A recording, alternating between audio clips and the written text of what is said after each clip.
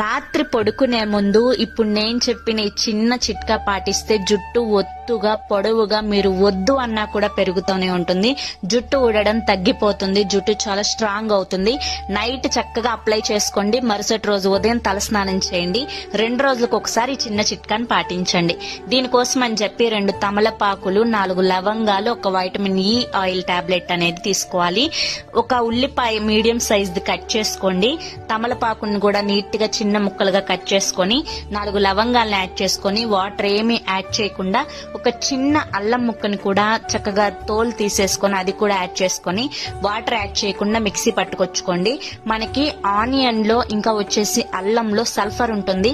తమలపాకులో మనకు ఉండే యాంటీ ఆక్సిడెంట్స్ అనేవి జుట్టు బాగా ఎదగడానికి సహాయపడతాయి. వీటన్నింటిని మిక్సీ పట్టుకొని ఒక స్ట్రైనర్ హెల్ప్ తోటి చక్కగా జ్యూస్ ని సపరేట్ చేసుకొని నైట్ తలకి రాసుకొని మరుసటి రోజు ఉదయం తలస్నానం చేసేయండి.